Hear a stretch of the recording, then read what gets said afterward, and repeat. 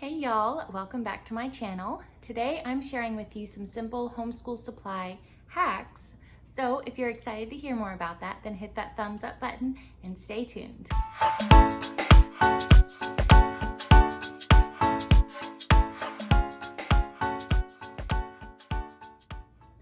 So for those of you who are new to my channel, welcome. My name is Sharia Maurice and I'm a homeschooling mama of 3 kiddos ages 1, 3, and 5.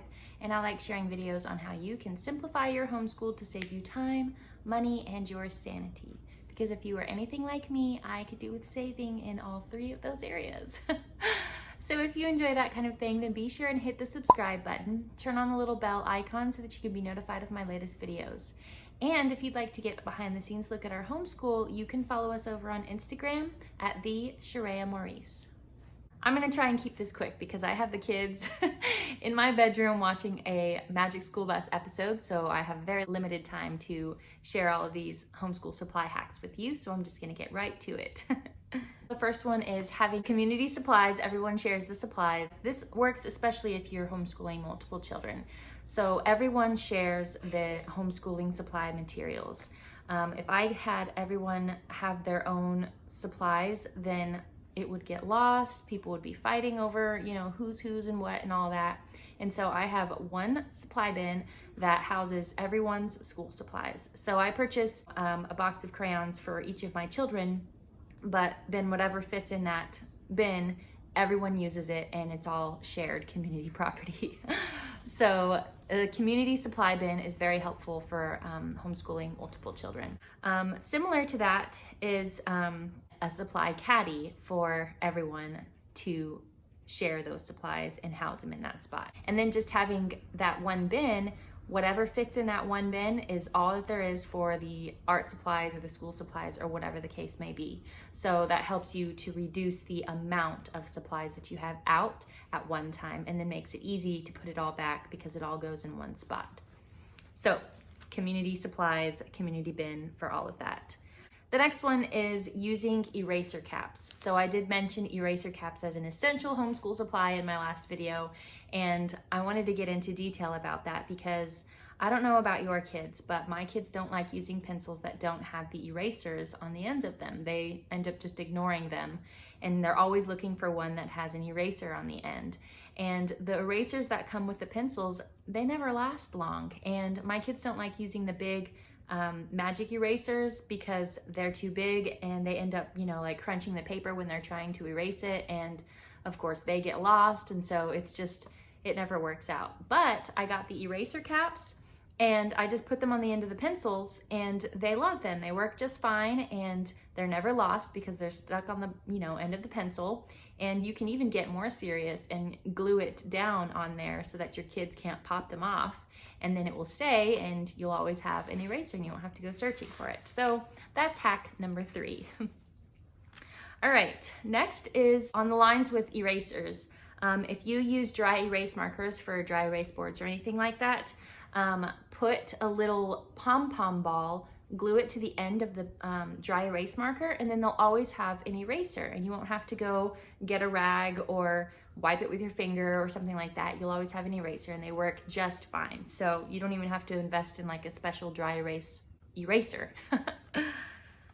And then the next thing is watercolor paintbrush pens. These things are so cool. So actually I should probably get it so I can show you.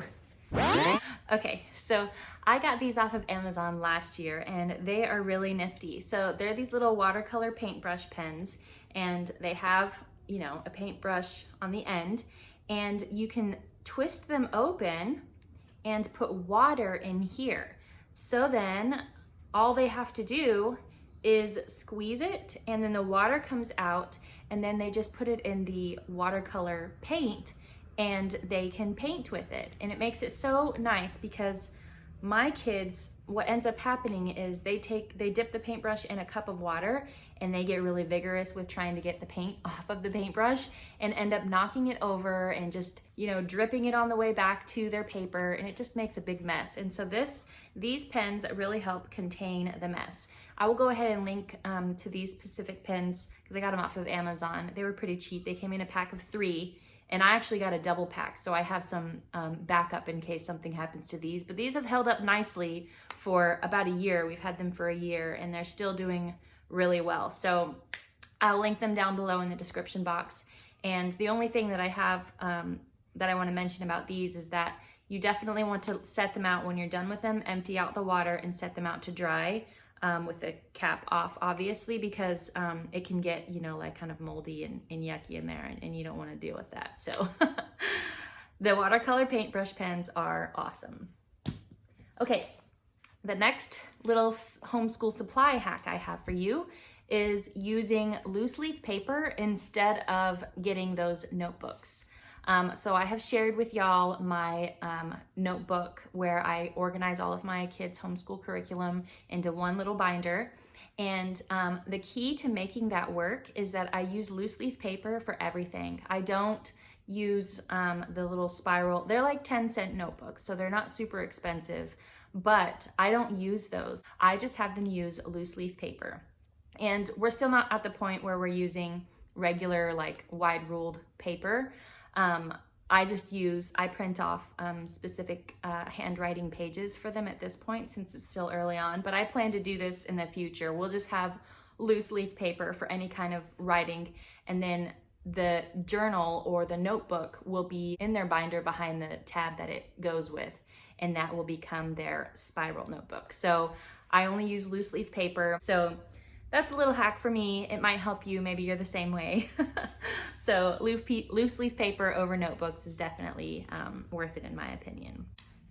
And then the last thing I have for you is index cards. Now, I actually didn't include this on my last video, the Minimalist Homeschool Supplies video, but I meant to. Honestly, I use them every day for everything. There's so many different ways you can use these cards, and I have a bunch of pre-reading games that you can play using a deck of index cards on my blog. So I'll link that down below also if you're interested in checking that out. Just fun, simple, and cheap games that you can play with a deck of index cards. So index cards are the best, and that is definitely a homeschool supply hack, because you don't have to invest in like you know, individual decks of cards for like the alphabet or shapes or numbers or money, or, you know, all of the cards that they have at the Dollar Tree. I mean, they have them for cheap. You can get them for $1, but you can get a deck of index cards for like, you know, 96 cents at Walmart, I think, something like that. Don't quote me on that, but it's super cheap. And then you can make your own cards and, you know, customize them to however you see fit. So I think it's much better, but that's just me. So anyways, those are my simple homeschool supply hacks. And if you have any, then I'd love to hear your homeschool supply hacks. So leave them down in the comments below and tell me your, you know, most used favorite supply hack. And I'm gonna be doing a series of homeschool hacks in life and in homeschool and everything, so that I can help you out. So if you're excited about that, then be sure and hit that subscribe button and turn on that little bell, because that will let you know whenever I post up new videos for you. And so I hope that you enjoyed this video, and I will see you in the next one.